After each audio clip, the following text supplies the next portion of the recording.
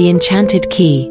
It was a quiet, unassuming Tuesday afternoon when Leo decided to take his usual break from the mountain of schoolwork that seemed to follow him wherever he went. The sun hung lazily in the sky, casting a soft, golden light across the sprawling park as he wandered along his usual route. His footsteps, steady and familiar, crunched softly on the gravel path, the rhythmic sound blending with the distant chirping of birds and the faint laughter of children playing. Leo's hoodie was pulled up, his hands shoved deep in his pockets as he strolled, letting his thoughts drift from the tedious calculations and essays that awaited him at home. These walks were his escape. A reprieve from the relentless grind of school, a brief but welcome pause from the demands of textbooks and online lectures. The park was his sanctuary, a place where the outside world felt distant and the weight of his obligations lightened. He had walked this path countless times before, the journey so ingrained in his routine that it had become second nature. Around the pond, past the old oak trees, along the creek where the water babbled quietly, and back again. It was always the same, and that's exactly how Leo liked it. Familiar, predictable, peaceful.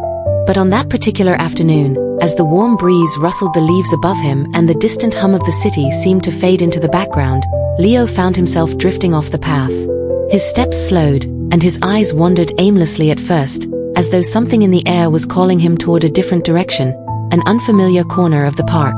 Without realizing it, his feet had carried him further than he had ever gone before, through a part of the park that had always been there but never quite captured his attention. It was then that he saw it.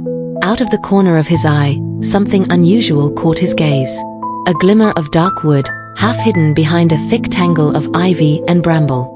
For a moment, he thought he might be imagining it. Perhaps the shadows from the trees had created a strange illusion. But as he turned his head, his pulse quickened, and his eyes focused on what could only be described as a door. An old wooden door, standing slightly ajar, framed by the overgrown tendrils of ivy. Leo stopped dead in his tracks, blinking several times as though he were trying to make sense of what he was seeing. He had walked this exact part of the park dozens of times. Hell, maybe even hundreds. But he had never seen a door like this. It was so completely out of place, so utterly foreign to the familiar landscape of the park, that his mind struggled to make sense of it. The door itself was dark, weathered by time, its surface scratched and pitted as though it had been neglected for years. The wood looked ancient, a deep brown that had faded to near black, streaked with long lines of moss and the occasional crack that ran through the grain. It almost looked like something you would find in the middle of an old, abandoned house. Not out here in the middle of a well-maintained park. Leo's breath caught in his chest, and for a moment, he simply stood there, staring at it.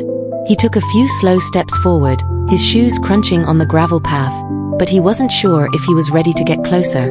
It felt like an intrusion. This door wasn't meant to be seen. Yet, there it was, in plain sight, like it had been waiting all this time for someone to notice. His gaze shifted upward, following the ivy that snaked around the doorframe. The vines were thick, twisted in an almost deliberate manner, as though they were trying to conceal the door from the rest of the world. And yet, the door's presence seemed undeniable. There was something almost magnetic about it, something that tugged at Leo's curiosity, pulling him closer despite the gnawing feeling of unease that settled in his stomach. It was strange, though, how Leo hadn't noticed it before. He'd walked past this very area countless times, had crossed the park during different seasons, with the same well-worn route burned into his memory. But today something had changed. Today, that door, hidden away for who knew how long, had revealed itself to him, and only to him. With tentative steps, Leo approached, his heart pounding in his chest. The air around him seemed to grow quieter as he drew closer. The soft rustling of the leaves and distant sounds of the park faded, replaced by an odd silence that clung to the space around the door. He reached out slowly, fingers brushing against the ivy, the damp leaves cool to the touch. They were thick, almost like a curtain, and he had to pull them aside carefully to get a better look. As his fingers parted the vines, the door grew clearer. He could see the rusted hinges, the old iron handle, its surface covered in a thin layer of dust. The door was slightly ajar, a gap just wide enough to suggest that it had been opened before. Maybe years ago, maybe more recently, it was hard to tell. The hinges creaked faintly in the breeze, the sound so soft it was almost imperceptible, yet it sent a chill down Leo's spine. There was no mistaking it. The door had been here for a long time, tucked away from the world, waiting patiently for someone to open it. And now it seemed that someone was him. Leo paused for a moment, his hand hovering just above the metal handle. It gleamed faintly in the dim light, tarnished but still solid, almost inviting. A strange sensation ran through him, like a shiver that had nothing to do with the cool air. The door seemed to beckon him, pulling him in closer, whispering to him in ways he couldn't understand. Every instinct told him to turn around, to walk away. There was no reason to open this door, no reason to investigate what lay behind it. And yet, there was a force, something invisible but undeniable, urging him to go further. A gust of wind blew through the park, and for a split second, the leaves on the door fluttered like they were alive. The rustling of the ivy made a noise almost like a sigh, a soft exhale, as if the door itself had been waiting, had been breathing, and now it was preparing to reveal its secrets. Leo's mind raced. Should he leave? Should he walk away and pretend this never happened? He was used to making safe choices, to avoiding risks, to sticking with what was comfortable. But something about this door, its very existence, felt like a challenge, an invitation to something beyond the ordinary, something he couldn't quite put into words. He couldn't stop himself. Leo reached out and wrapped his fingers around the cold metal handle. The moment he touched it, something in the air seemed to change. The temperature dropped just slightly, and the air became thick, almost charged with electricity. His heart raced as he turned the handle, the metal groaning under his grip as the door swung open with a slow, creaking sound that echoed in the stillness. The moment the door opened, a rush of cool air hit him, carrying with it the faint scent of damp earth and something older. Something forgotten, like the very essence of the past had seeped through the cracks in time. The shadows beyond the door were deep, consuming, and for a moment, Leo hesitated, his breath catching in his throat. It felt like crossing into another world, stepping into a space where the rules of his reality no longer applied. The park, the path, the familiar world he had known, it all seemed to fade away. The door, now fully open, seemed to stand as a portal, its threshold just barely visible in the gloom beyond. Leo took a tentative step forward, his foot crossing the line between the known and the unknown. The ground beneath him seemed to shift, and for a brief moment, he felt as though he were walking through a dream. The air was colder now, heavier, and the silence that enveloped him was absolute. As he crossed further into the darkness, the door behind him slammed shut with a sharp, final thud, and Leo realized that he was no longer in the park. He was somewhere else. And whatever lay ahead, Leo knew one thing for certain: he could never go back. Without thinking, Leo reached out and grasped the cold, rusted handle of the door. His fingers wrapped around it, feeling the smooth, worn metal beneath his touch, but it wasn't the handle that gave him pause. It was the overwhelming pull of curiosity, that irresistible tug in his chest, urging him to open it. For a moment, he hesitated, his breath shallow, his heart hammering in his chest. What was he doing? Was he really about to open this strange, forgotten door and walk into whatever lay beyond?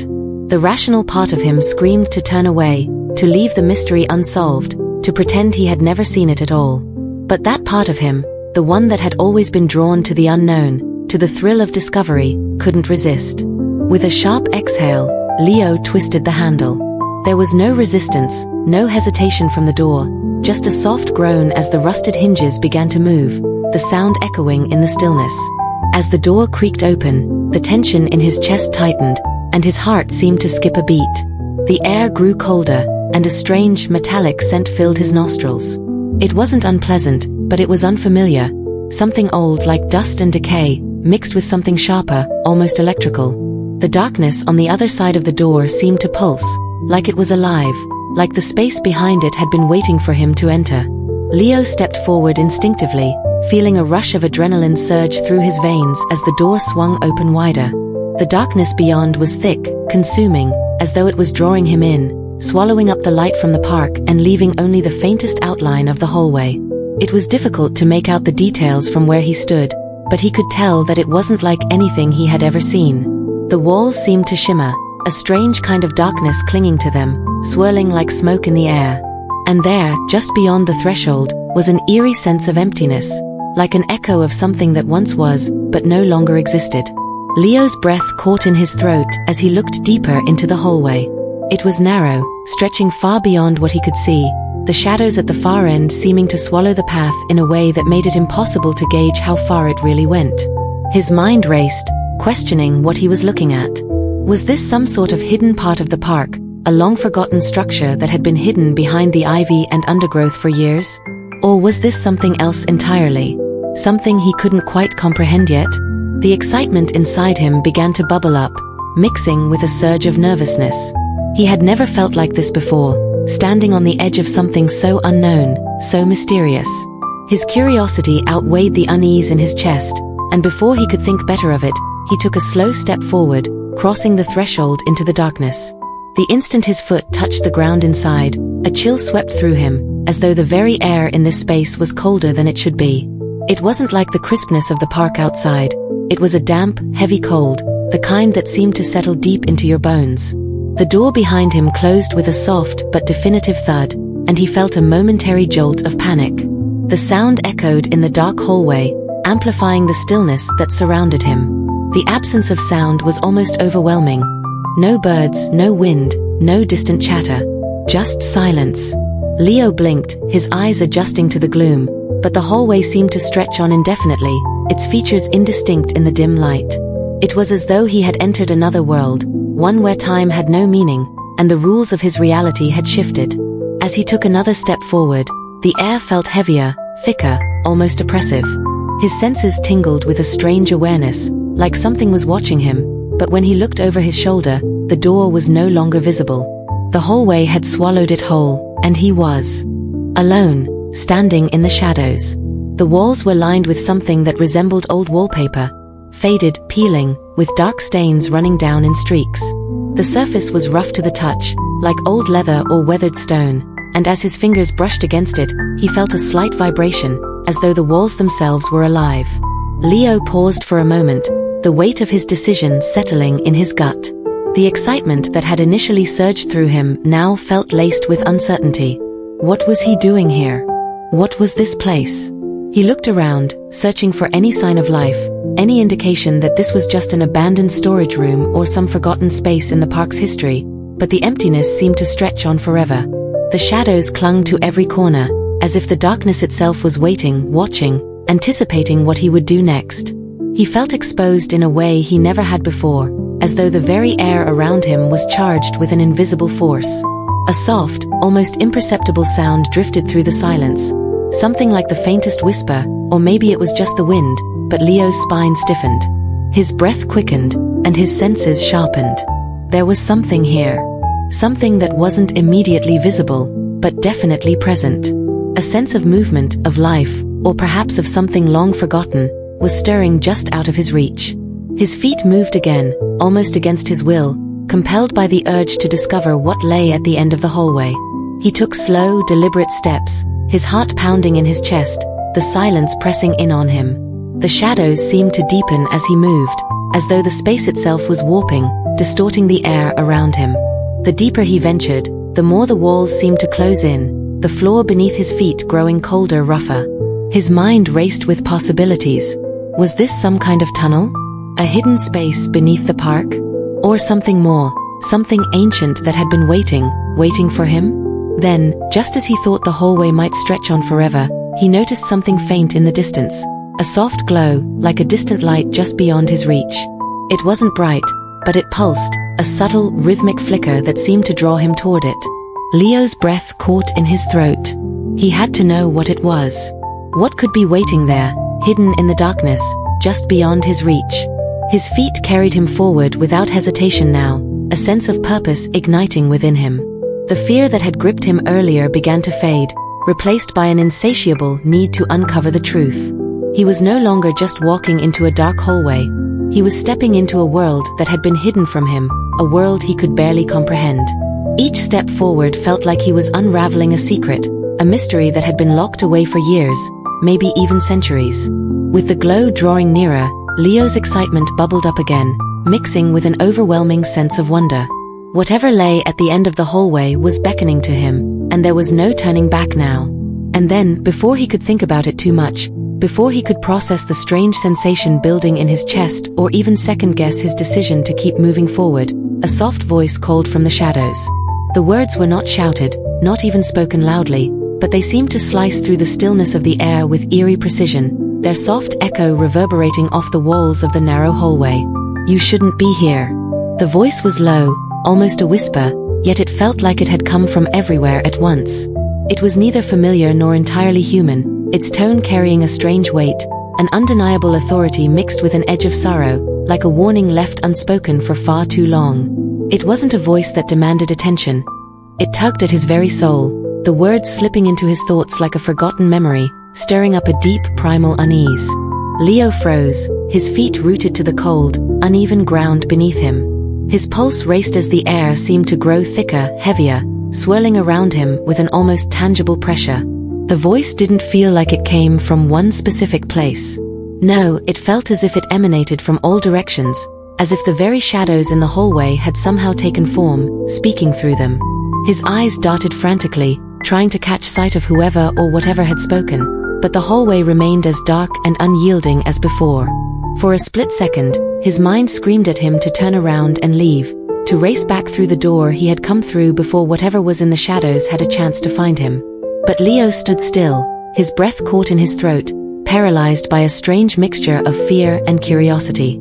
He hadn't even noticed how the silence had deepened around him until now, the once faint sounds of his footsteps, the soft echoes of his own breath, now gone completely, absorbed by the weight of that voice, those words. He felt like he was being watched. No, not just watched, studied, like he was an intruder in a world where he didn't belong, a trespasser in a place that had long since forgotten human presence. The sensation was sharp, almost tangible, like something invisible was circling him, waiting for him to move or say something, anything. But Leo couldn't bring himself to speak, his throat dry, his heart racing. He didn't even know if he could trust his own voice, not in a place like this. The voice spoke again, this time with a slight tremor, almost as if the speaker regretted its words, or perhaps was unsure of what to do next.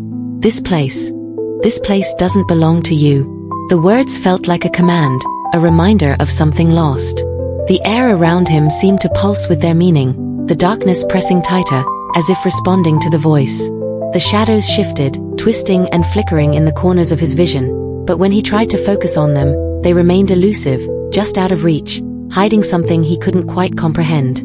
Leo could feel the ground beneath him shift, as though the very hallway he stood in was alive, breathing. A sudden gust of wind rushed through the space, ruffling his hair and sending a chill straight down his spine. The light that had been faintly glowing at the end of the hallway flickered, as though it too were alive in a way that Leo couldn't quite grasp. Was it an illusion?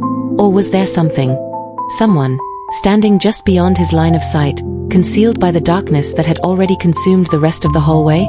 A strange sensation prickled at the back of Leo's neck.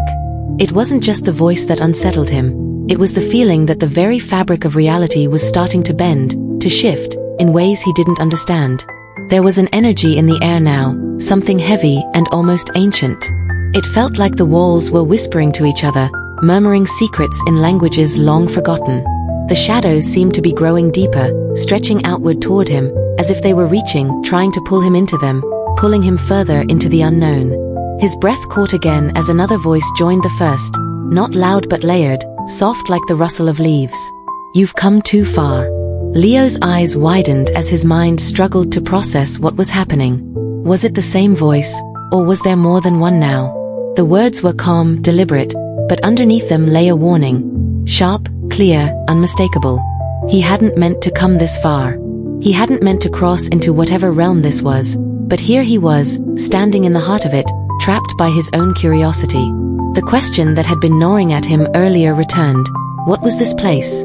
What lay hidden here, in the heart of this forgotten corridor, this strange place that seemed to exist outside of time itself? He glanced over his shoulder, desperate for a glimpse of the world he had left behind. But it was gone. The door was no longer visible, as though it had never existed at all, swallowed up by the darkness that had closed in behind him. There was no turning back now. The voice, no voices, seemed to settle around him like an invisible cloak. The weight of them was undeniable, and they pressed against him, urging him to understand, to listen. "You're not meant to know," the voice spoke again, this time with a finality that chilled Leo to the bone. It wasn't a command, but a fact. A truth. This place has no place for you. Leo's mind reeled. What did that mean? No place for him? He had no idea who or what was speaking, but the tone was unmistakable. The words were not just warnings. They were rules. Rules that Leo had unknowingly broken by stepping into this strange, otherworldly space. For the first time since he had opened the door, a flicker of fear gripped his heart. This wasn't just some forgotten section of the park. This wasn't just a dusty, abandoned hallway. No, this was something far more ancient. This was something that didn't belong to the world he knew. And the deeper he went, the more he realized he was trespassing in a place that would not welcome him. Suddenly, Leo's legs felt unsteady beneath him, as if the ground itself was shifting. He took a step back, his instincts screaming at him to turn around and run. But as soon as he moved, the air seemed to shift in response. The shadows around him grew darker, heavier. The voices seemed to swell, merging into a soft hum, like a chorus of forgotten souls, closing in on him. He took another step back, his pulse racing, but before he could make a move, the same voice, now more commanding, more insistent, echoed through the hallway. You shouldn't be here. And this time, Leo realized, it wasn't just a warning. It was a truth. A truth that echoed deep within him, something that twisted the very fabric of his thoughts, making him feel like an intruder in a world that was never meant for him. Something was watching him from the shadows, and it wasn't about to let him leave. Leo jumped back, startled, his heart thundering in his chest. The air seemed to constrict around him, the shadows pressing in on every side. He hadn't seen anyone, not even a glimpse of movement, but that voice had definitely come from somewhere inside the darkness, as real and palpable as the very ground beneath his feet. It was as if the words had been whispered directly into his ear, though no one was standing close to him. For a moment, he stood frozen, his mind racing, trying to make sense of what was happening. Was he imagining things? Was this some kind of trick, a figment of his imagination playing tricks on him after so much time alone in the dark? But as the silence stretched on, his pulse quickened, and the weight of the unknown pressed even harder against his chest. He had heard it, that unmistakable voice. It wasn't just in his head. He wasn't alone in this place. Who's there? Leo called out, his voice cracking slightly, betraying the fear that he couldn't suppress. He tried to peer into the darkness, straining his eyes, but the shadows seemed to stretch and swirl in a way that defied logic, making it impossible to see anything more than vague, shifting forms that faded whenever he tried to focus. His throat tightened as the seconds stretched into what felt like an eternity. The oppressive silence seemed to surround him, closing in, suffocating him in its weight. But then, just as his pulse began to slow, the voice spoke again. This time it was clearer, more distinct, its tone tinged with something that felt almost like regret. I told you, you shouldn't have opened it. The words rang out, and for a split second, Leo's entire body went rigid with shock. They echoed in the dark corridor, the sound of them bouncing off the walls and curling around him like. Leo could feel the ground beneath him shift, as though the very hallway he stood in was alive, breathing. A sudden gust of wind rushed through the space, ruffling his hair and sending a chill straight down his spine. The light that had been faintly glowing at the end of the hallway flickered, as though it too were alive in a way that Leo couldn't quite grasp. Was it an illusion? Or was there someone, standing just beyond his line of sight, concealed by the darkness that had already consumed the rest of the hallway? A strange sensation prickled at the back of Leo's neck. It wasn't just the voice that unsettled him, it was the feeling that the very fabric of reality was starting to bend, to shift, in ways he didn't understand. There was an energy in the air now, something heavy and almost ancient. It felt like the walls were whispering to each other, murmuring secrets in languages long forgotten.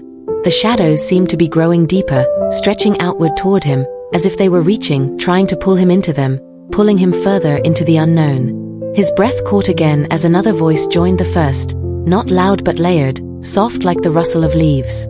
You've come too far. Leo's eyes widened as his mind struggled to process what was happening. Was it the same voice, or was there more than one now? The words were calm, deliberate, but underneath them lay a warning. Sharp, clear, unmistakable. He hadn't meant to come this far. He hadn't meant to cross into whatever realm this was, but here he was, standing in the heart of it, trapped by his own curiosity. The question that had been gnawing at him earlier returned.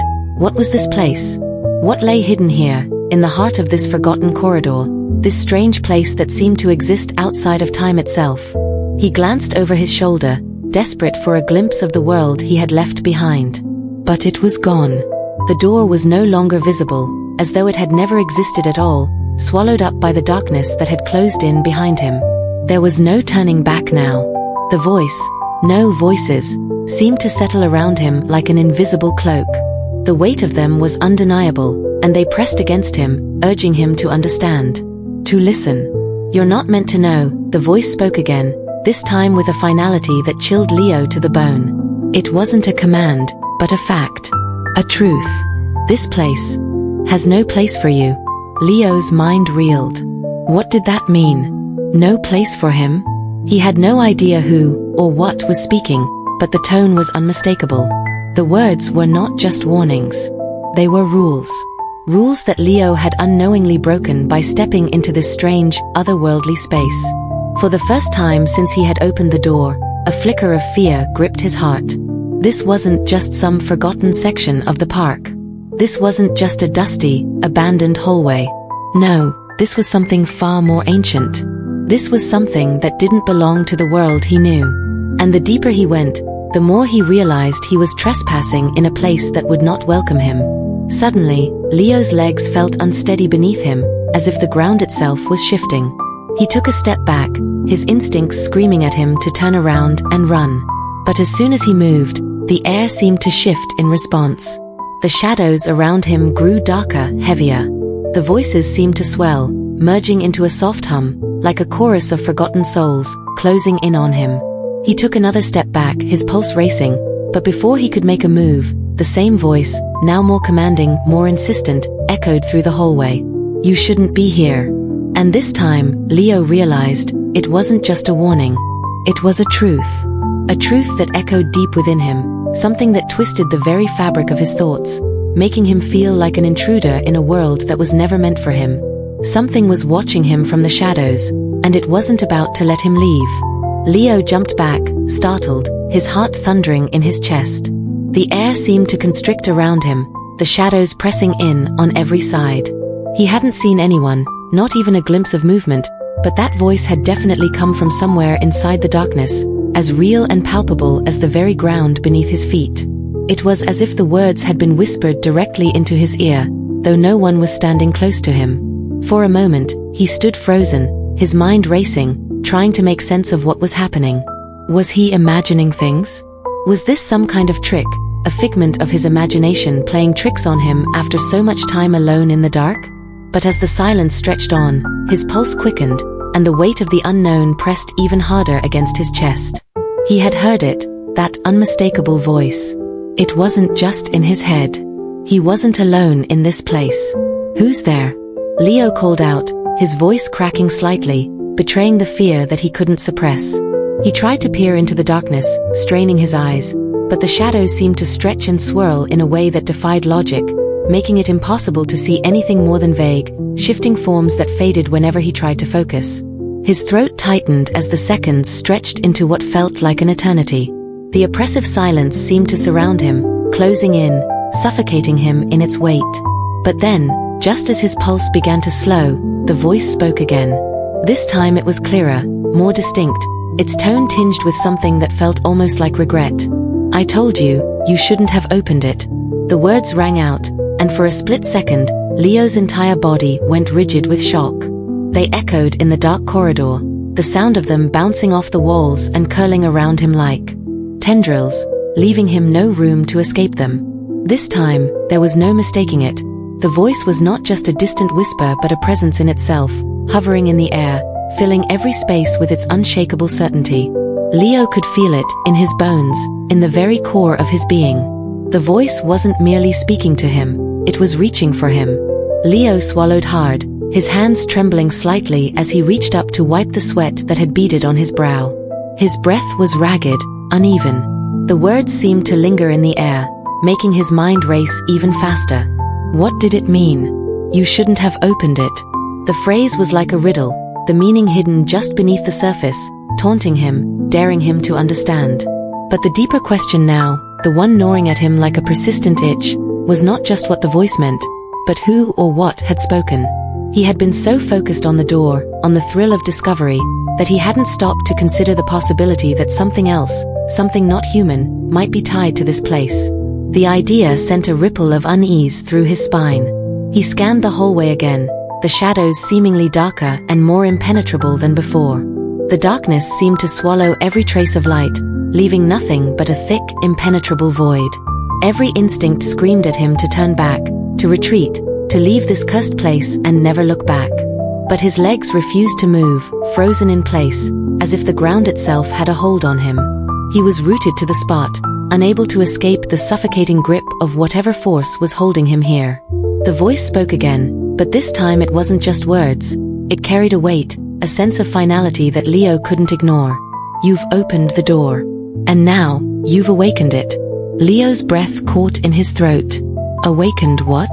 He had opened the door, yes, but he hadn't known what he was unleashing, what he was disturbing. He hadn't realized that this place, this dark hallway, might have been more than just a forgotten corner of the park. He hadn't realized it might have been waiting for him. The walls around him felt alive, shifting subtly, as though the very space itself was reacting to the presence of the voice, to the act of Leo stepping inside. His eyes darted from one corner to the next, his mind trying to make sense of the growing feeling of dread pooling in his stomach.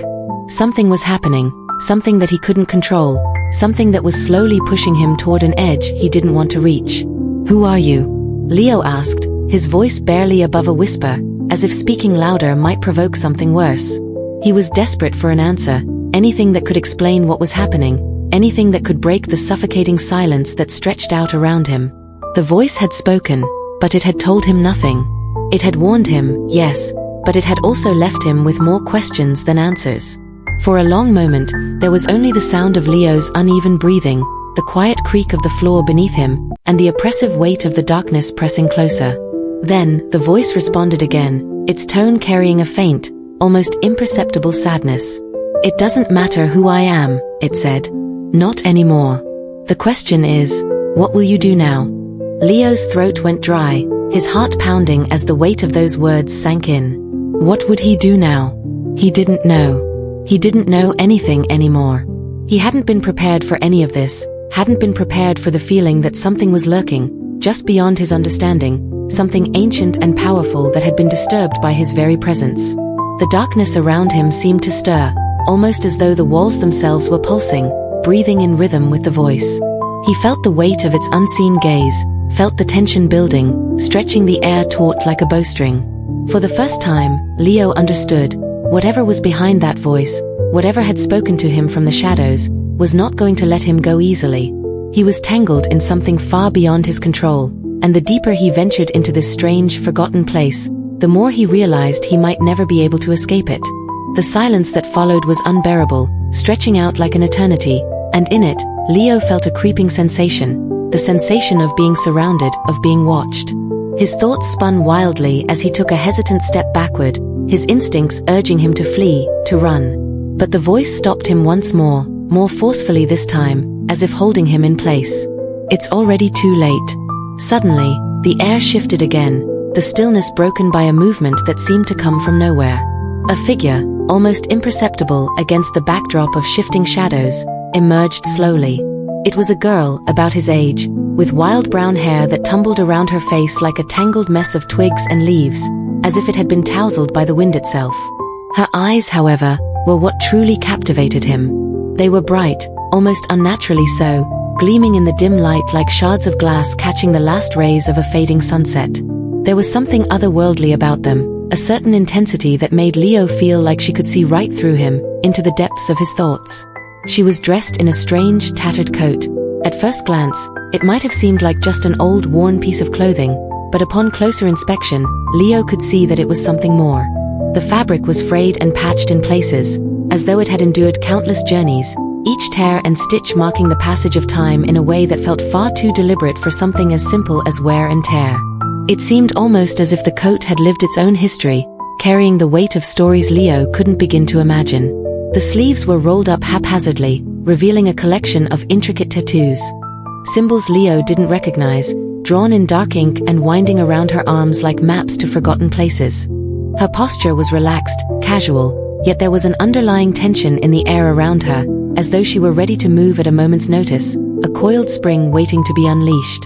Despite the darkness surrounding them, she seemed completely at ease, as though this place, this strange, abandoned hallway, was nothing new to her. "I'm sorry if I scared you," she said, her voice soft but steady, as though she had said those words countless times before. There was a small smile playing at the corners of her mouth, one that seemed almost too knowing, like she had been expecting this moment all along. It was the kind of smile that made Leo wonder if she knew something he didn't, something that he needed to know. "But this door," she continued, her eyes flicking to the wooden door that Leo had foolishly opened moments before, "is not meant for everyone." Leo's mind raced. The way she said it, there was no hesitation, no fear in her tone, only an undeniable certainty. It was as if the very existence of the door, and what lay behind it, was a part of her, a piece of her reality. She spoke as though she belonged to this place, like she was a part of whatever world this hallway led to, and Leo, with his innocent curiosity, was an outsider who had wandered in uninvited. He swallowed hard, feeling a sudden surge of doubt and confusion. Had he made a terrible mistake by stepping through that door? His heart pounded louder in his chest, and his instinct was to turn and run, to race back into the world he knew. But something stopped him. Maybe it was the way she had appeared so suddenly, so certainly, out of the shadows. Maybe it was the fact that there was something about her, about the way she seemed so unfazed by the darkness that surrounded them, that made Leo wonder if she had the answers he was desperately searching for. He took a hesitant step back, his mind struggling to process the situation, to make sense of the bizarre encounter unfolding before him. He was overwhelmed by the impossibility of it all, the nagging sense that he had just stumbled into a reality he wasn't ready for. "Who are you?" he managed to say, his voice coming out in a strangled whisper. He had to know. Who was this girl? How did she know about the door? And more importantly, why was she here in the first place? For a long moment, the girl didn't answer. She simply studied him with those glowing eyes, as if she were weighing the value of his question, deciding how much to reveal. There was something in her gaze that unsettled Leo, something ancient and knowing. It was as if she had seen countless people like him, people who had stumbled upon the door, ignorant of what lay beyond, ignorant of what they were about to unleash. And yet, she didn't seem angry or hostile or even frightened. She seemed resigned, almost as if she had been through this same encounter so many times that it had become routine. Finally, she spoke again, her voice softer this time, but no less commanding. "I'm someone who has been here longer than you can understand," she said, her eyes never leaving his. "And I'm the one who has to clean up the messes people like you leave behind." The words hung in the air, their meaning sinking deep into Leo's chest like a stone. Someone who had been here longer than he could understand? A mess to clean up? His mind spun with questions, each one more urgent than the last. Who was she really? What did she mean by that? What messes had she been cleaning up? Leo opened his mouth to ask more, but she cut him off before he could speak. "Look," she said, her tone shifting to something more practical, as though she were trying to calm him down before he got in over his head. "I don't have time to explain everything to you. Not now. But you need to understand something. You've opened the door. And now, you're part of whatever comes next." Leo's stomach flipped as her words settled over him like a heavy blanket. "What does that mean? What comes next?" he demanded, his voice rising without meaning to. His frustration mixed with a growing sense of panic. He didn't know what he had done, didn't know what he had unleashed by stepping into this strange place. All he knew was that he was trapped in a situation that didn't make sense, and she, the girl with the glowing eyes, was the only one who could help him make sense of it all. The girl smiled again, though it wasn't a reassuring smile. It was the kind of smile you gave when you knew the other person was about to be hit with a harsh reality. "You'll find out soon enough," she said cryptically, before turning her head toward the dark corridor that stretched on behind her. "But you need to follow me if you want to survive this. If you want to make it out of here." Her words sent a jolt of fear through Leo's chest, and despite every instinct in his body telling him to turn and run, he found himself stepping closer to her. There was something compelling about her, something that made him believe that she might be the key to unlocking whatever nightmare he had walked into. Still, doubt gnawed at him. "What happens if I don't?" Leo asked, his voice barely a whisper, not entirely sure he wanted to hear the answer. The girl's eyes softened, just for a moment, but the moment was fleeting. "If you don't," she said, her voice quieter, "you'll regret it. But it might already be too late." "My name is Evie," the girl said, her voice low but confident, as though she had rehearsed this moment many times, like a line from a play that had become too familiar, yet still carried its own weight. "And this door leads to something you don't understand." The words hit Leo with the force of a storm. He had always felt like there was more to the world than he could see, but this was something he could never have imagined. The door had seemed like an ordinary, albeit mysterious thing, a forgotten relic of the past, hidden in the folds of the park. But now, standing here in front of Evie, in the murky, dim light of the hallway that stretched endlessly ahead, he felt the weight of something ancient hanging in the air. His mind raced, thoughts colliding with each other. What could she mean? What was she talking about? He opened his mouth, but nothing came out at first. There were too many questions, too many things that didn't add up. Everything around him, the door, the darkness, the voice, the strange girl who seemed to come from another world, felt like a dream, a fevered illusion that he could barely hold on to. But Evie's words weren't just whispers in the wind. They were real, solid, unshakable. "What do you mean?" he finally managed to ask, his voice more fragile than he would have liked. He took a small step forward, compelled by the force of his curiosity. "Where does it go? What is all of this? Why is it so strange?" Evie didn't answer right away. Instead, she glanced around as if to make sure no one was eavesdropping, though Leo could see no one else in the hallway, no one beyond the shadows that seemed to press in on them from every side. The silence that followed felt suffocating. It wasn't just the emptiness of the space that made it eerie, it was the sense that something was watching, something unseen, lurking just beyond the reach of the light. He felt like an intruder, a trespasser in a place that had never meant to be disturbed. When she finally spoke, her voice dropped to a near whisper, but it still carried a weight that made the air around them thicken. "It leads to the heart of the forest," she said, her words as soft as a breath, but full of a strange finality. "It's a place of magic, secrets, creatures, and mysteries that most people will never see." Leo's chest tightened. He had heard the stories before, tales of enchanted forests, magical realms hidden beneath the surface of reality, places where the impossible was commonplace. But they were always stories, myths, folklore, nothing more than words passed down through generations, told around campfires or printed in dusty old books. He had never once believed any of them could be true.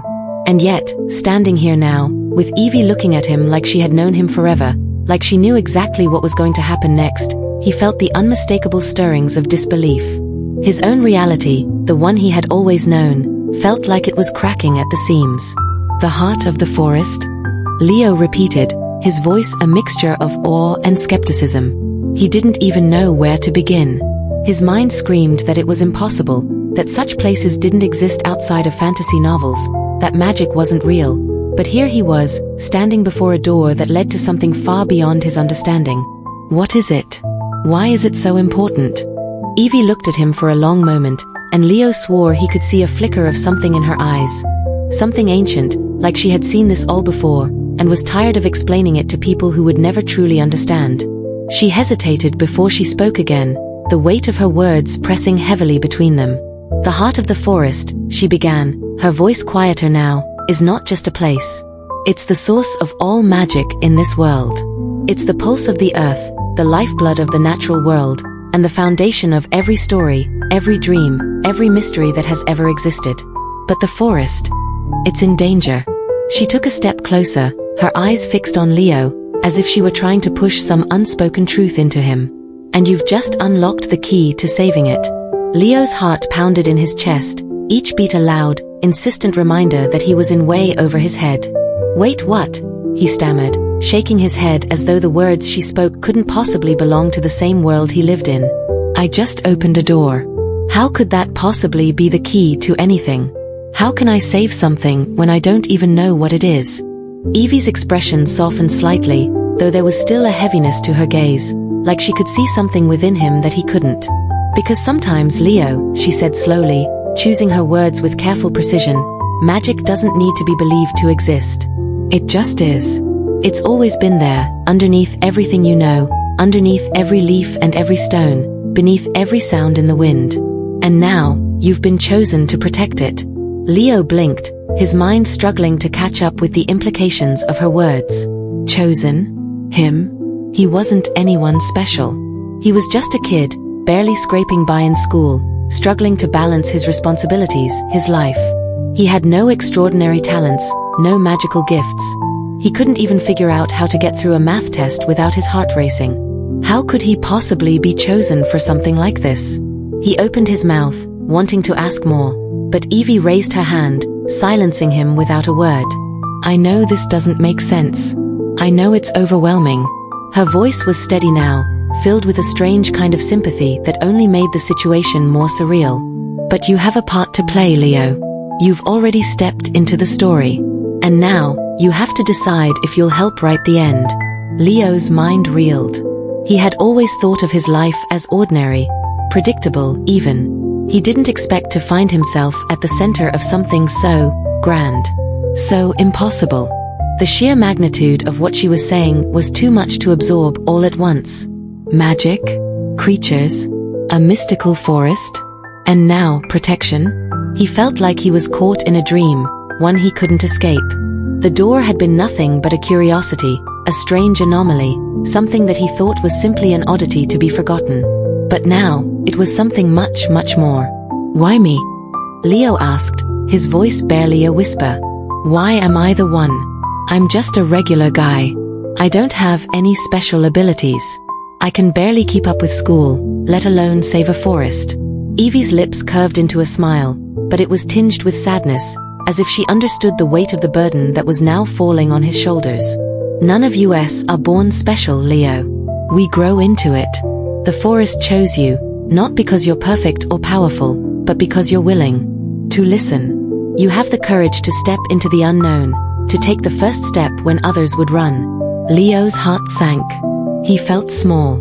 He felt overwhelmed. But there was something else too, something stirring inside him, a spark of determination that he hadn't realized was there until now. Maybe he wasn't perfect. Maybe he wasn't ready for whatever came next. But he had walked through that door. And now, it seemed, there was no turning back. What happens now? He asked, his voice steadier than before. Evie stepped back, her eyes gleaming in the darkness like stars caught in a moment of time. Now, you learn. You accept. And you begin the journey. She took a deep breath. But remember this, Leo. Once you start this path, there's no turning back. The heart of the forest has been hidden for a reason. And if you're going to protect it, you'll have to face things you never dreamed possible. Leo swallowed hard, feeling the weight of her words sink deep into his chest. This was real. It wasn't a dream. He wasn't dreaming. This was happening. And the moment he opened that door, the world had changed forever.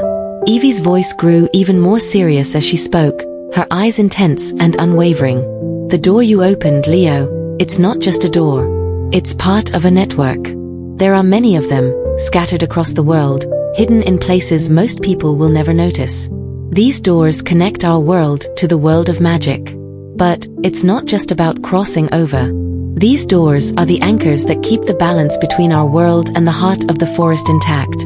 Leo felt his head spin. Hidden doors? A network? It all sounded like something straight out of a fantasy novel. And yet, here he was, standing in a hallway with a girl who seemed to be speaking of a truth that was so much bigger than anything he had ever known. He swallowed hard, trying to make sense of it all. Evie seemed to sense his confusion, but she didn't slow down. She had a purpose now, a mission that she had clearly been carrying for a long time. The heart of the forest, Leo, is the source of all magic in this world. It's the heart of everything, the pulse that keeps the enchantment flowing through every creature, every leaf, every whisper of the wind. It's where the magic begins, and where it returns. Without it, there's nothing. No wonder. No beauty. No magic. It's the life force of the entire realm. The weight of her words settled over Leo like a thick fog, dampening the air around him. His mind raced. The idea that magic had an origin, a place of power that everything depended on, felt both exhilarating and terrifying. What would the world be without magic? What would it be like if everything he had ever imagined or dreamt of, the things that made life feel like an adventure, the things that made the world magical, were to simply vanish? And this heart, it's dying? Leo asked, his voice quieter now, filled with disbelief. Evie nodded grimly. Yes. The heart is slowly fading. It's been draining for years, but now it's worse. Someone or something is siphoning its energy, stealing its life force.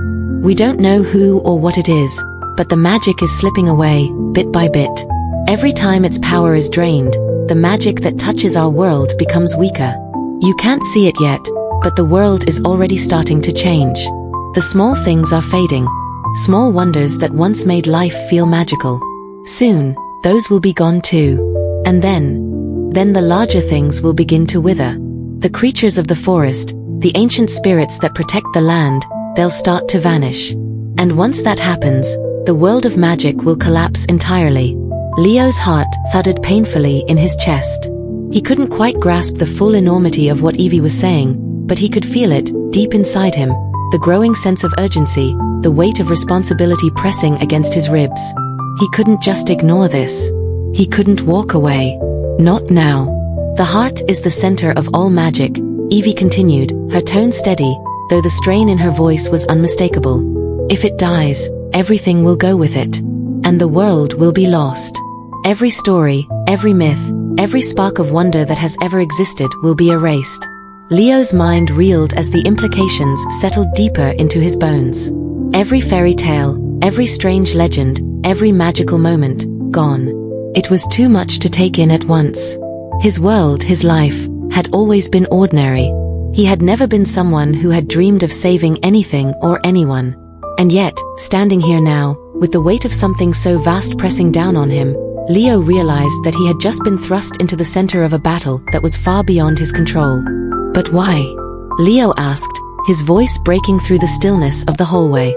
Why would someone want to destroy it? What's the point of taking the magic away from the world? Evie hesitated, as if the answer was something too terrible to say aloud.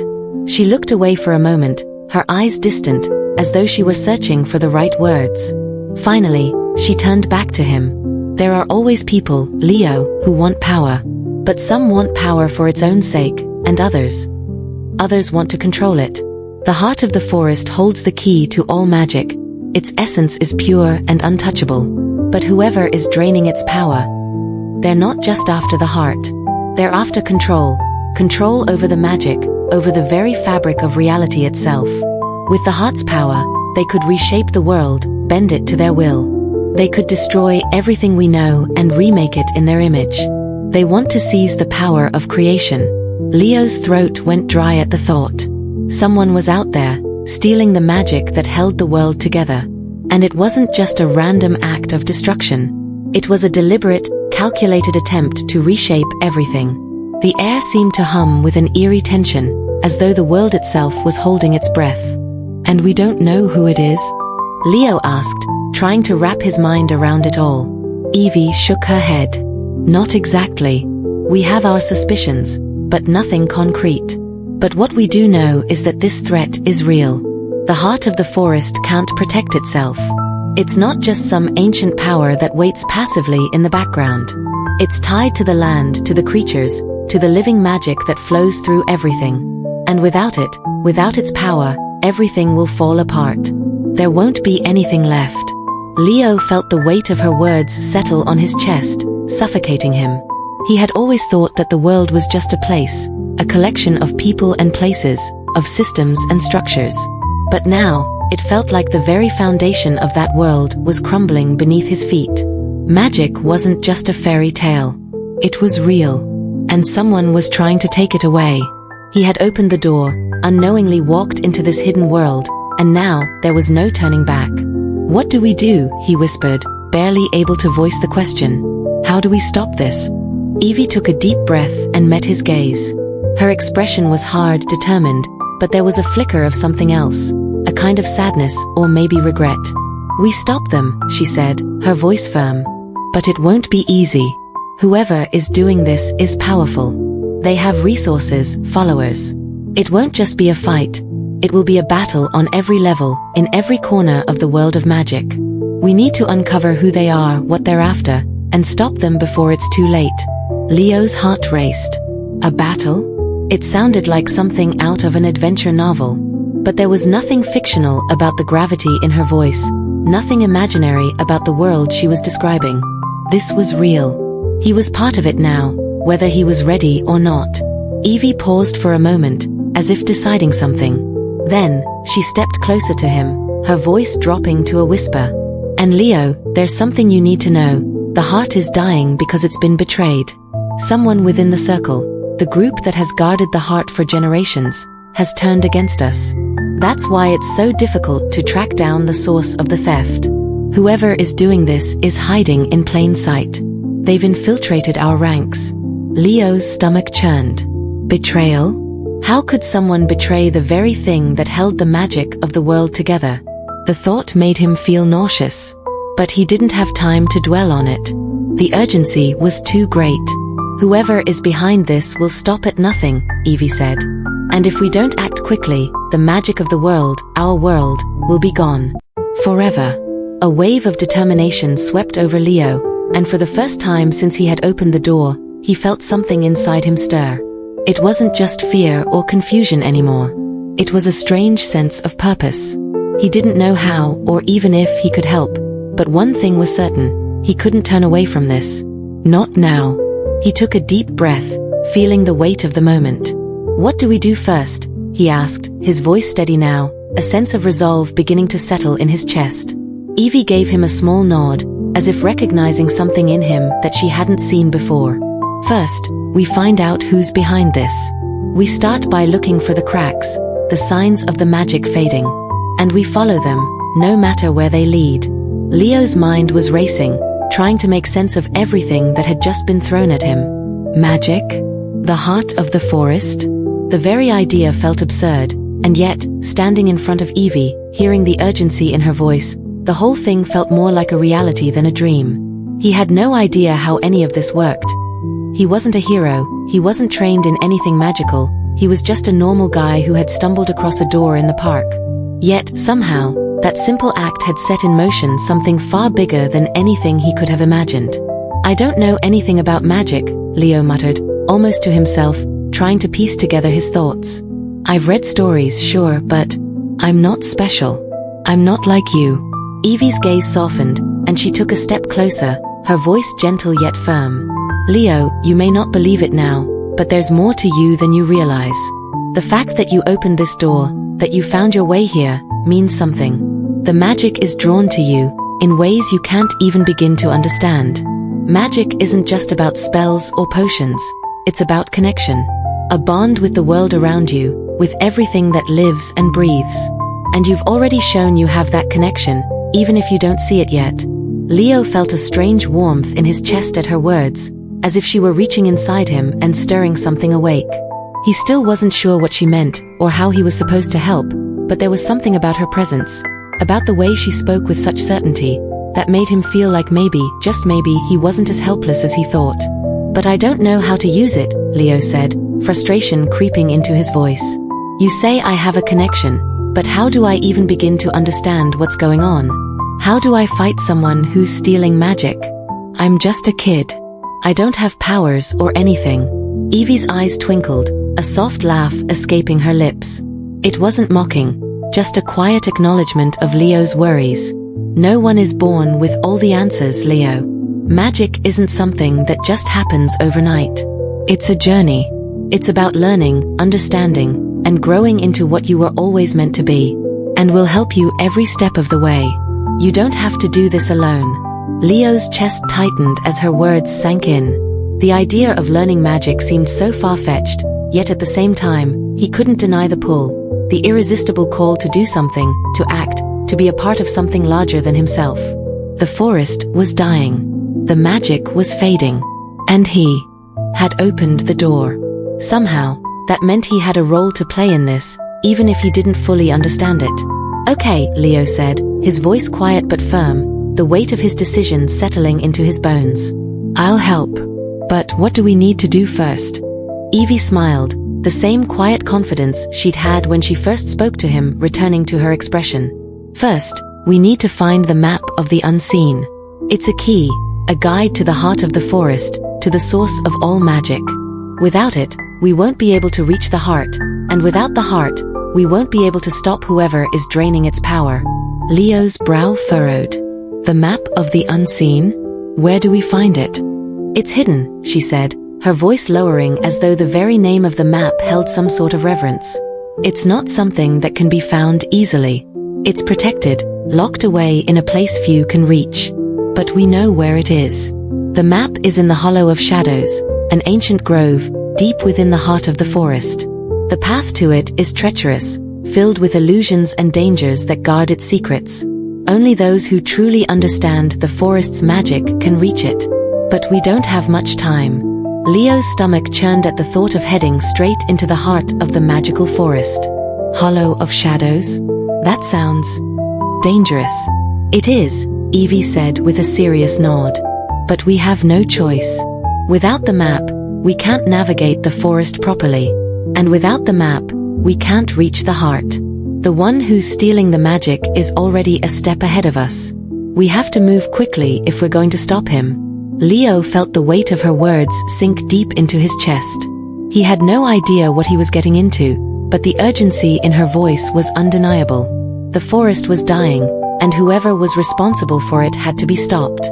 He couldn't stand by while everything he'd ever taken for granted, everything that had made the world feel magical, disappeared. He had to do something. He had to help. Okay, Leo said again, this time with more confidence. We'll go to the Hollow of Shadows. But how do we get there? And what do we do once we have the map? Evie's eyes glinted with a mix of caution and excitement. Getting to the hollow won't be easy, Leo. The forest itself doesn't give up its secrets easily. You'll need to trust me, and you'll need to stay sharp. The path will twist and turn, and you might start seeing things that aren't really there. But I'll be with you. And the map, once we have it, will guide us. It'll show us the way to the heart of the forest. But we can't be too hasty. The magic we'll be dealing with is ancient and wild. It's not something you can just rush into. Leo nodded, feeling a growing sense of resolve. The Hollow of Shadows, the map, the heart of the forest, they all felt like pieces of a puzzle that was just beginning to form. As much as he was nervous about what lay ahead, something deep inside him told him that this was the right thing to do. He had opened the door. Now he had to help save what was on the other side. So, when do we leave? Leo asked, his voice steady now, the initial nervousness fading away. Evie smiled, a rare, genuine smile that softened the tension in the air. Soon. But first, we need to prepare. The forest won't give up its secrets easily, and there's no telling what we'll face along the way. We'll need to gather supplies, and I'll teach you what you need to know about the magic we'll be using. We'll need all the help we can get. Leo took a deep breath, feeling the excitement bubbling up in his chest once more. He had no idea what he was about to face, but he knew one thing for sure. The world was bigger than he ever imagined, and he had a role to play in saving it. With each step, the darkness of the hallway seemed to dissipate, but Leo's senses heightened as the world around him transformed. The air grew cooler and heavier, as though the very atmosphere itself was steeped in ancient power. The faint rustle of leaves began to blend with the soft rhythm of their footsteps, yet the sound was odd, muted, as if the forest itself was silencing them. Leo's heart thudded in his chest. He had been through forests before, even on nature hikes, but nothing like this. The ground beneath his feet felt softer, almost spongy, like it was alive. The walls of the hall began to fade as the space around them widened. As they walked, the temperature dropped slightly, and the scent of damp earth and rich moss filled the air. The air didn't just smell of nature. It smelled magical, like a place where time itself had bent, where every breath felt like a whisper from the past, and every leaf was a story waiting to be told. As they stepped into the clearing, the trees surrounding them towered high above, their massive trunks stretching upward like ancient guardians. The branches reached so far that they seemed to hold up the very sky, their thick leaves forming a canopy so dense that it filtered the sunlight into soft beams of gold and silver. The light shimmered and danced, casting strange, shifting shadows on the ground. It wasn't just a forest. It was a living, breathing entity, a place that seemed to exist outside of time and space. Evie glanced over her shoulder, her face lit by the golden glow, her eyes distant but determined. "This is it," she said, her voice quiet but filled with reverence. "The heart of the forest. This is where everything begins." Leo's eyes swept around the vast expanse of the forest, the sense of wonder creeping in despite the unsettling chill that ran down his spine. Every leaf, every branch seemed to vibrate with energy. The very air around him hummed with magic, alive with ancient secrets. He could feel the presence of something powerful, something beyond his comprehension, pulling at the edges of his mind. The deeper they went, the more the forest seemed to come alive. The trees grew older, their bark twisted and gnarled, their roots burrowing deep into the earth like veins of the world itself. The ground was thick with moss and ferns, and the leaves on the trees shimmered as if they were part of a dream. There were no birds, no animals, just the haunting stillness of a place that seemed suspended in time. But Leo could feel eyes on him, watching as though every tree, every leaf, every shadow was aware of his presence. "It's beautiful," Leo whispered, half in awe, half in fear. "But also kind of creepy." Evie chuckled softly. "You get used to it. The forest isn't a place to fear. It's a place to understand. There's magic in everything here. The trees, the stones, the air itself. But it's not all gentle. Some parts of the forest are older than anything you can imagine, and they have their own rules. The forest will test you.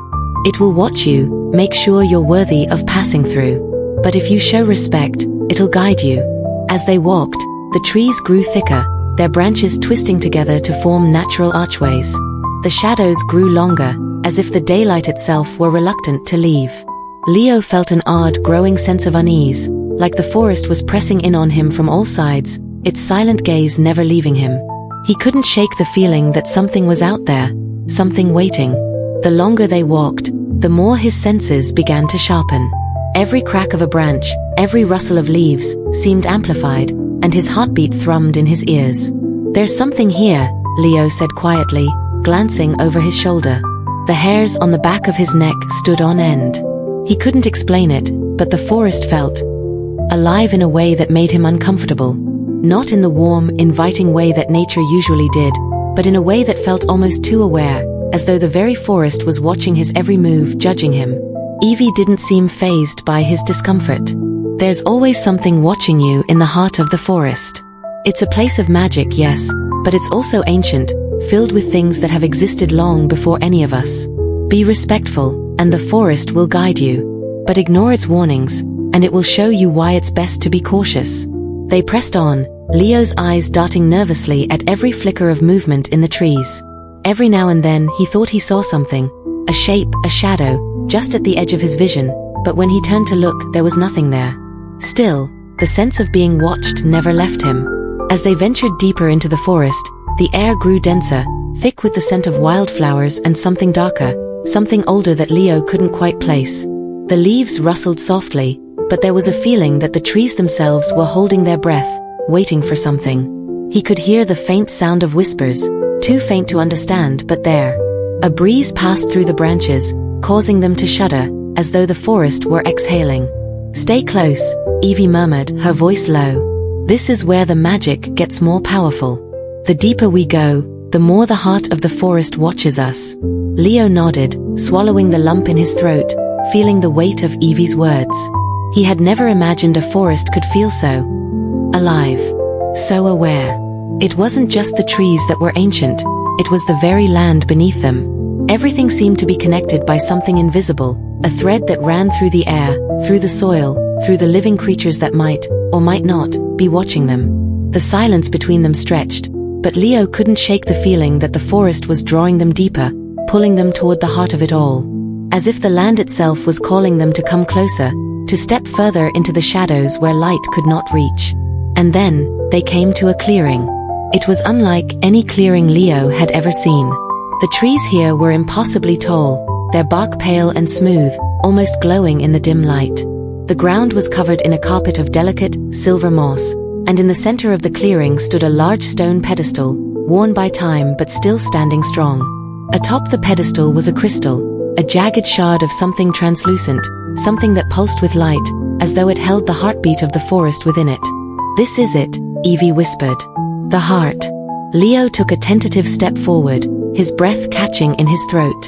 The crystal seemed to shimmer and pulse with its own rhythm, filling the air with a strange energy. He could feel it, deep in his chest, in his bones, a connection. The forest was alive, and it was waiting. It was calling them.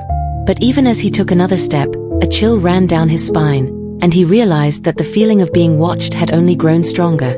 The forest wasn't just alive. It was aware, and it had no intention of letting them take what they had come for without a test. Leo's heart skipped a beat. The forest around them seemed to grow even quieter, as if the trees themselves were holding their breath. The low growl from behind them faded into an eerie silence, but Leo could still feel the tension thick in the air. It was as if the very ground beneath his feet was aware of the newcomer, as though the forest itself was waiting for what would happen next. Evie's hand tightened around the glowing crystal, and she stepped in front of Leo, her posture rigid. The light from the crystal illuminated her face, casting sharp shadows across her features. Her eyes never left the figure emerging from the shadows. Leo's breath caught in his throat.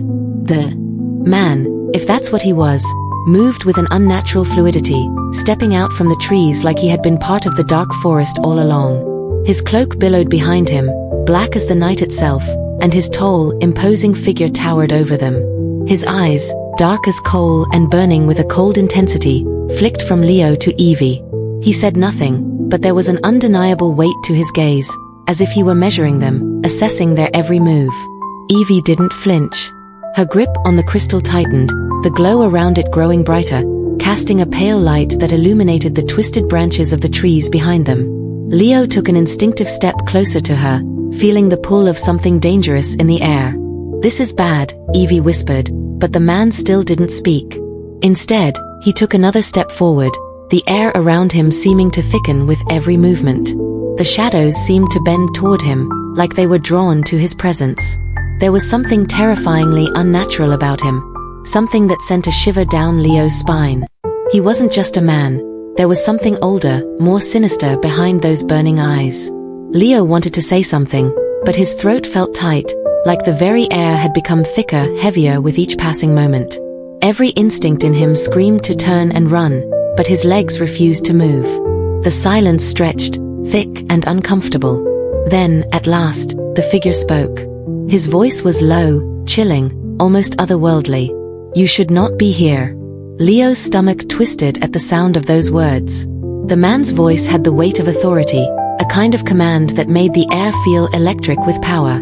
It wasn't just a warning, it was a decree, as if he could will the forest into bending to his will with a single word.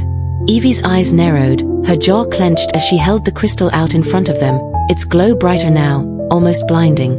"We're not leaving without the map," she said, her voice steady, but Leo could hear the underlying tension. It wasn't just the forest that made her cautious, it was this man, this thing standing in front of them. The figure's lips curled into a cold smile. There was something cruel, something unsettling in the way he smiled. "The heart of the forest does not belong to you. It is not for mortals to claim." Evie's eyes flashed with defiance. "We're not here to claim anything. We're here to protect it." The figure laughed, low and bitter. "Protect it? You think you can protect something that has already been lost?" He took a slow, deliberate step toward them, his dark eyes never leaving Leo. "You are naive, child. The heart is already beyond saving." Leo could feel his pulse quicken. He had no idea who this man was, or why he seemed so confident that the heart was doomed. But one thing was certain, he wasn't on their side. The figure stepped closer, and Leo instinctively took a step back. A low growl rumbled again from the shadows, followed by more shapes emerging from the dark corners of the forest.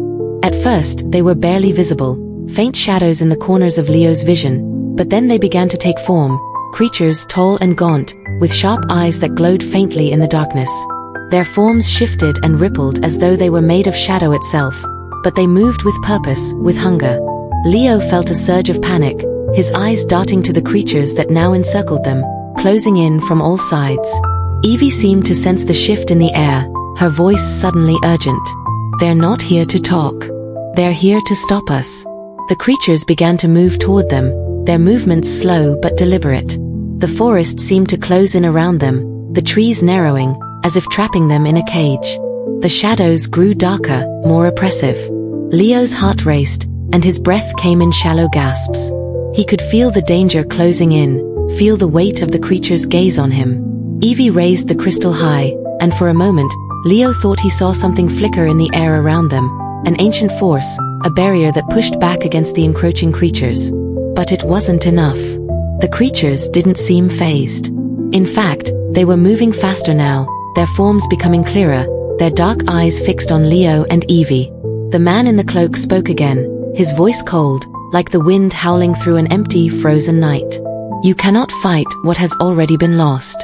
This is the forest's will. You are trespassing in a place that no longer answers to mortals. Evie's grip on the crystal tightened, her face pale but resolute. The heart belongs to no one, not even to you. The figure tilted his head, his smile widening. Then you will be the first to understand that the heart of the forest no longer cares. Suddenly, with a flash of movement, one of the shadowy creatures lunged forward. Leo's heart leapt into his throat. He didn't know what to do, how to stop it. But then Evie's crystal flared with a blinding light, and the creature hesitated, recoiling as if burned by the magic. We need to move, Evie said, urgency lacing her voice. They can't stop us, not if we're quick enough. Without another word, she grabbed Leo's arm and tugged him forward, pulling him out of the circle of creatures. The figures in the shadows began to shift, moving like liquid, as though the darkness itself had come alive. Leo stumbled, his feet slipping on the moss-covered ground, but Evie's grip was unyielding. Together, they raced deeper into the forest, the crystal lighting their path, the creatures' growls and whispers echoing around them. But Leo knew that this was only the beginning. The real danger was yet to come, and they had to reach the heart before it was too late. The moment the Shadowbinder raised his hand, the world around them seemed to shift. The ground beneath Leo's feet shuddered with an unnatural force, as if the earth itself were being torn apart. The air grew heavy with an oppressive energy, and the once vibrant forest seemed to darken, as though the life was being sucked out of it, piece by piece. The trees, once towering and full of life, now appeared twisted and gnarled, their branches clawing at the sky like skeletal arms. The scent of earth and wildflowers vanished, replaced by the acrid stench of decay. Leo stumbled back, his heart racing as the tremors intensified. His legs felt weak, as if the ground was threatening to swallow him whole. He turned to Evie, searching for some reassurance, but she remained stoic, her eyes locked on the Shadowbinder, her hand still holding the crystal high. You think your petty light can stop me? The Shadowbinder sneered, his voice thick with contempt. The magic of this forest is mine now. I have bound it to my will. It will bend to me, and you are nothing but insects beneath my feet. Evie's lips pressed into a thin line, her eyes narrowing. We won't let you do this, she said, her voice steady, though Leo could hear the strain in it. The heart of the forest doesn't belong to you. It belongs to all living things. The Shadowbinder's twisted smile deepened, and the trembling earth beneath them surged again, sending Leo sprawling onto the damp ground. The crystal Evie held flickered, its light dimming as the weight of the Shadowbinder's magic pressed down on them like a suffocating blanket. You're deluded, the Shadowbinder murmured, almost sympathetically. You think you can stop what's already been set in motion? The heart of the forest has already begun to wither. Your pathetic little forest guardians can't save it. The magic is mine, and there is nothing you can do to stop me. Leo pushed himself up, his hands shaking as he stood. The Shadowbinder's words cut through him like a blade. He had no idea what was happening, but he could feel the truth in the man's voice. The forest was dying. He could sense it now, in the way the air felt stale, in the way the trees groaned under the weight of something unnatural. But even as panic rose in his chest, a flicker of something else, something stronger, stirred inside him. No, Leo whispered, his voice shaky but gaining strength. You're wrong. The Shadowbinder's eyes flicked toward him, a flash of annoyance crossing his face. What did you say? Leo clenched his fists, his mind racing. He had no idea how he was going to fight this man, but there was something inside him now, something deep and primal, that told him he had to try. He wasn't just standing here as a helpless bystander anymore. He had come this far. He couldn't back down now. I said no, Leo repeated, his voice louder this time. He took a deep breath, trying to steady his nerves. You don't control this place. We do. Evie turned to him, her face softening for a moment, but only for a brief instant. Her eyes filled with something that resembled both hope and desperation. Then she turned back to face the Shadowbinder, her stance firming once more. Leo's right, she said, her voice gaining strength. You may think you've won, but you haven't. The heart is stronger than you realize. And so are we. The Shadowbinder's expression darkened. He raised his hand again, but this time, the energy that surged from him was different. Darker, more violent. The air crackled with static, and the trees around them seemed to tremble in fear. The ground beneath them split open, and from the cracks, shadowy tendrils reached up, snaking toward Leo and Evie like serpents hungry for prey. The temperature dropped, and Leo could see his breath clouding in front of him. Evie's crystal flared once more, its light blinding, but the tendrils of shadow slithered closer, drawn to the light like moths to a flame. They reached out, wrapping around her arm, trying to pull her down. But she refused to give in. She gritted her teeth, her fingers tightening around the crystal as if willing the light to burn brighter. No, she shouted. This is our forest. With a surge of effort, Evie pushed the crystal forward, and the light exploded outward, forcing the shadow tendrils to recoil. For a moment, the darkness hesitated, as though it was unsure how to counter the light. The Shadowbinder snarled in frustration, but before he could act, Leo felt something stir deep inside him, a sudden, overwhelming warmth. It wasn't from the crystal. It wasn't from Evie. It was coming from within him. A pulse of energy, ancient and wild, surged through Leo's veins. He gasped, his body momentarily flooded with an impossible sense of power. The shadows recoiled as if they had touched something burning hot. Leo's mind raced, but in that instant, everything became clear. The heart of the forest wasn't just a place. It was a force, a living entity, and now it was reaching out to him. He could feel its pulse, its heartbeat, intertwined with his own. The Shadowbinder's eyes widened in shock as he saw Leo standing there, glowing with the energy of the forest itself. Impossible, he whispered, his voice tinged with disbelief. I'm not just a kid, Leo said, his voice steady and calm now, filled with newfound confidence. I'm part of this world. And so is the heart. You can't take what belongs to the earth itself. The Shadowbinder's face twisted in fury, and he lunged forward, his cloak billowing like a storm cloud. But Leo was ready. With a flick of his hand, the energy that had surged through him earlier erupted outward, forming a barrier of light that sent the Shadowbinder stumbling back. The ground beneath them cracked open, and the dark tendrils that had once been his allies were now disintegrating, unraveling like smoke in the wind. The Shadowbinder howled in rage, his form flickering like a shadow at dawn. His once cold eyes burned with a fierce, burning rage, but Leo could feel the shift. He was weakening. The forest was fighting back, and with it, Leo felt the strength of the land coursing through him. The heart of the forest was alive, and so was he. You cannot win, the Shadowbinder snarled, his voice cracking. I will rise again. But Leo's resolve hardened. He was no longer the frightened boy who had stumbled upon the door. He was a protector of this world, and with the heart of the forest behind him, there was nothing that could stand in his way. Leo stood there, breathing heavily, his hands still trembling from the intense surge of energy. The light from the key slowly dimmed, its glow fading into the air like the last embers of a dying fire. For a moment, everything was silent, the only sound the rustling of leaves in the wind. The forest around them seemed to breathe a collective sigh of relief. The once oppressive weight of the Shadowbinder's magic lifted, and the twisted, decaying trees began to straighten, their branches stretching upward again as though shaking off a long-held burden. The earth beneath their feet seemed to pulse with life, the ground no longer trembling, but steady and strong.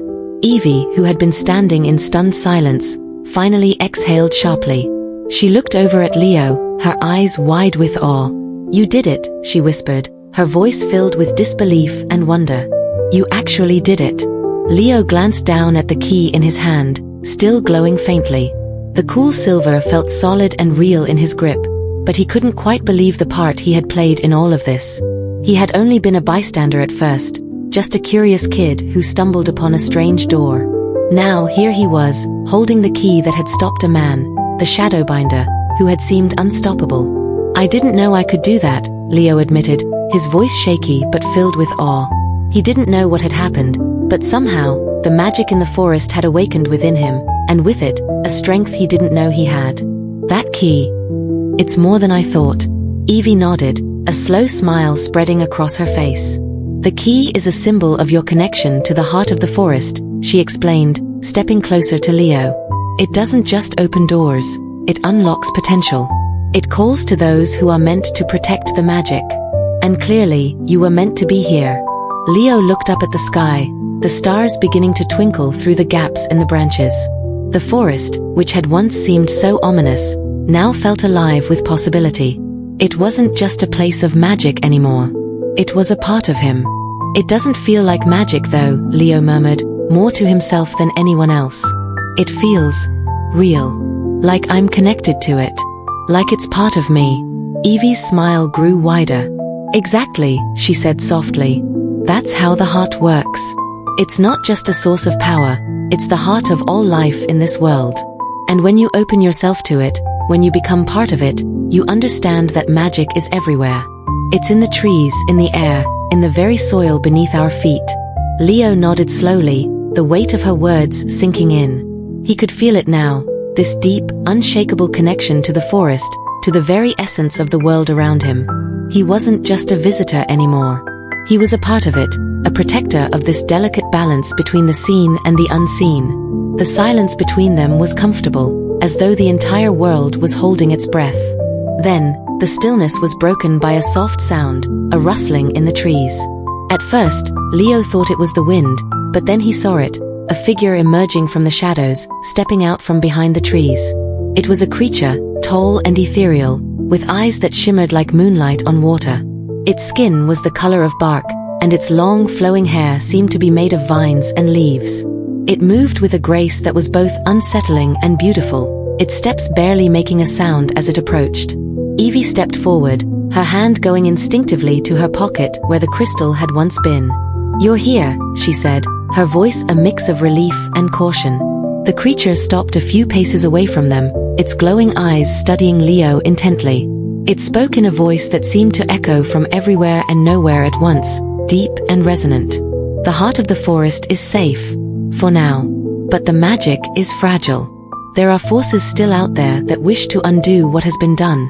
Leo's breath caught in his throat. He felt the weight of those words, knowing that, though the Shadowbinder was gone, the danger was far from over. But instead of fear, there was something else. Something deep inside him that knew he could face whatever was to come. He had to. The forest's survival depended on it. Evie stepped closer to Leo, her hand brushing his arm. "This is one of the guardians," she explained. "They protect the heart of the forest, watchers of its magic and its secrets. They were waiting for you, Leo." The guardian's eyes softened, and it tilted its head slightly. "You have done what many could not. The forest recognizes you.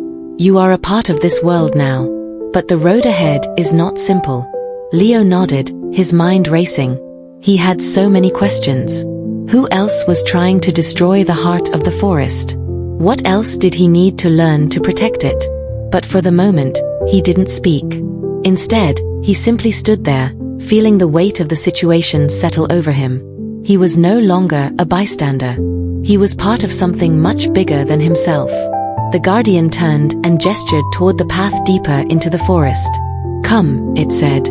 "There is much to be learned. The heart of the forest still needs you. And so does the world." Leo's heart swelled with a mix of fear and excitement. This was only the beginning. And as he followed the guardian and Evie into the depths of the ancient woods, he knew one thing for certain. He wasn't going to let the magic fade. Not without a fight. The forest fell silent, a deep, peaceful stillness settling over the land. The once tense air seemed to release its breath, as if the trees themselves were sighing in relief. The weight of the Shadowbinder's dark magic finally lifted. Leo stood motionless, his heart still pounding in his chest, as the light around him shifted. The heavy, oppressive atmosphere that had cloaked the woods began to dissipate, replaced by a palpable sense of calm. The leaves rustled gently, and the once faded forest began to come alive again. The glow of the heart of the forest seemed to grow brighter, its pulse steady and strong. Evie turned to Leo, her eyes wide with awe and disbelief. She stood there for a moment, as though unsure if she was witnessing some impossible dream. "You did it," she said softly, her voice a mixture of wonder and admiration. "You actually stopped him. You saved the heart." Leo, still holding the key in his hand, stared at the gleaming silver object. It was no longer just an ordinary key. The faint glow that emanated from it felt like a connection to something far greater than himself, something ancient and powerful. He had only held it for a moment, but in that moment, he had unlocked not just the door but an entire world. His thoughts swirled, unsure how to make sense of everything that had just happened. "I don't know how I did it," Leo admitted, his voice quieter than before. I felt like it was the right thing to do. Like the key knew what needed to happen, and I just followed it." Evie's smile grew, and there was something almost knowing in her gaze. "That's the thing about true magic," she said, her voice filled with a quiet reverence. "It's not always about power. It's about trust. It's about believing in yourself, in what's right, and in the power that exists inside you. You didn't just stop the Shadowbinder, Leo. You made a choice. A choice that protected the heart, and that's why you're here." For a moment, Leo could only look at the key in his hand.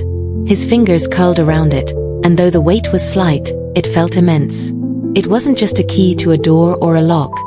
It was a key to understanding, to a deeper connection with the forest, with magic, with everything he had only ever read about in stories.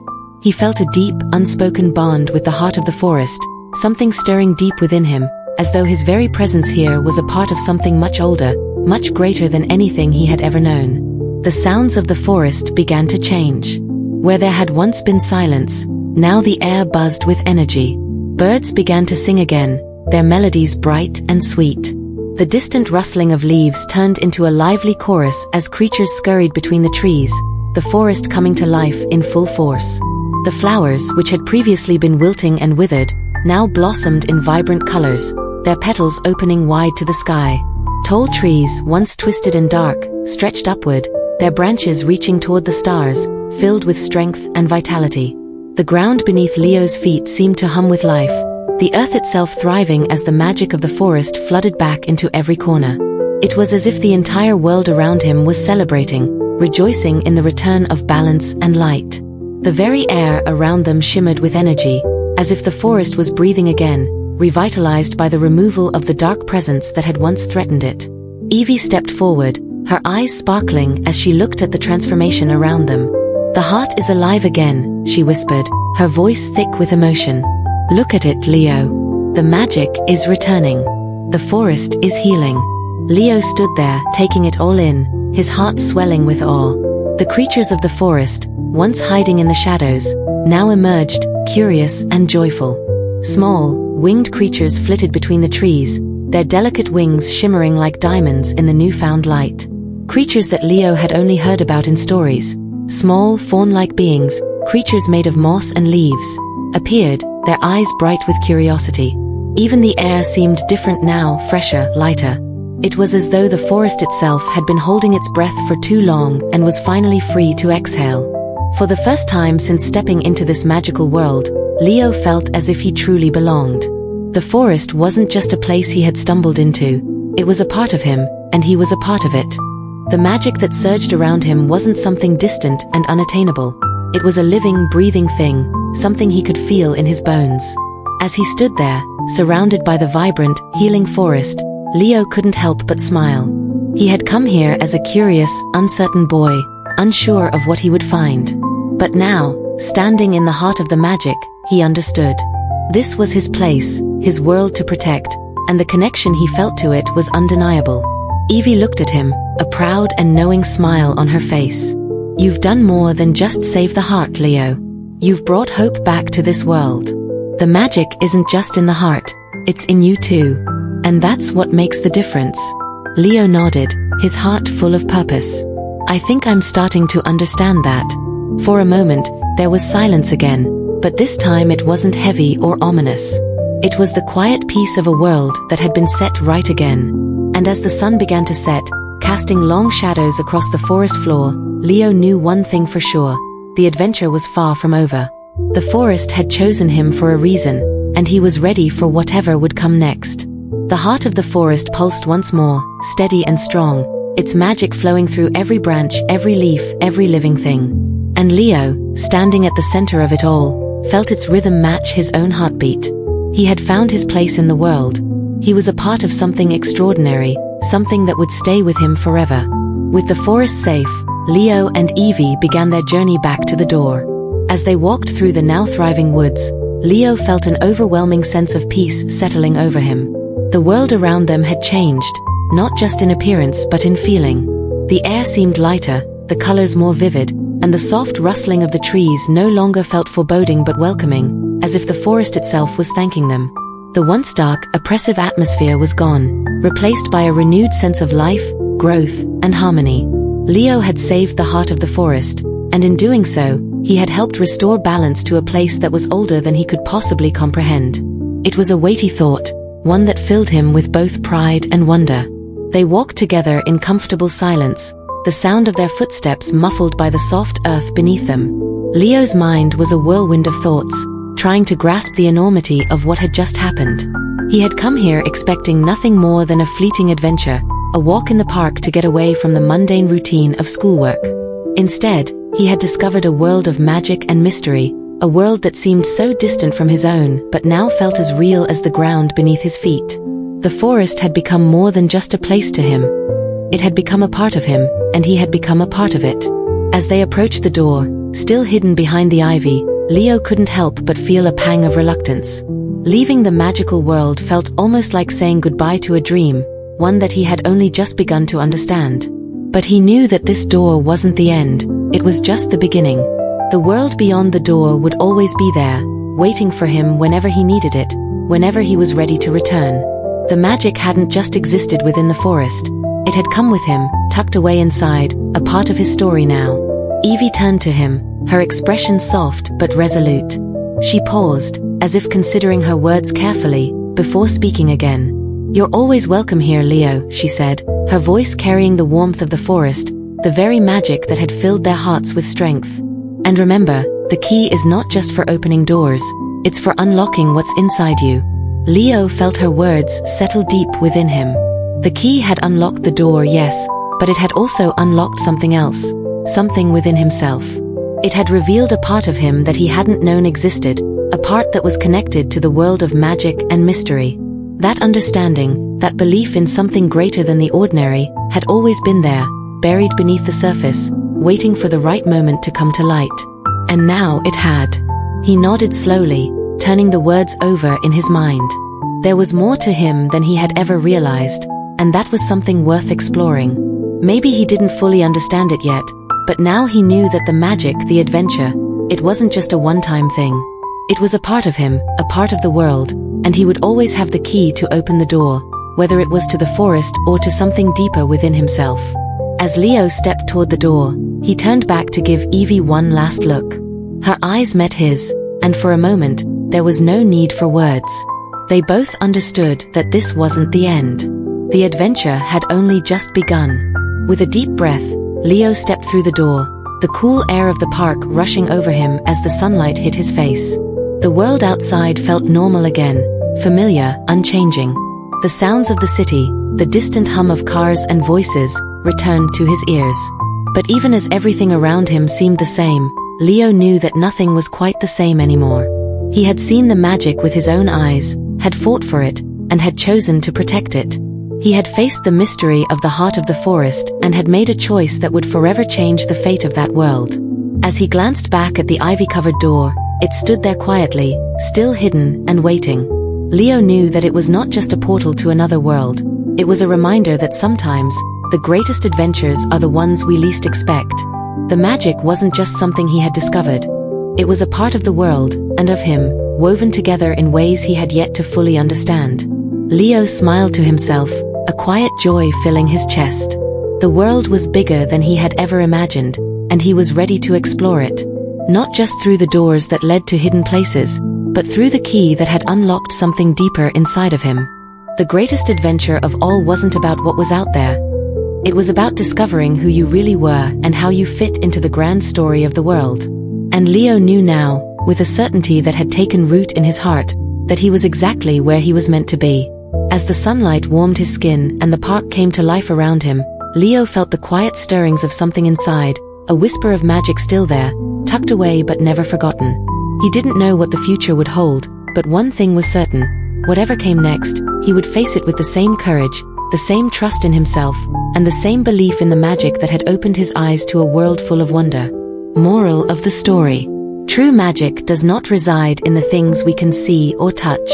It isn't found in grand displays of power or in the mythical creatures of our imagination.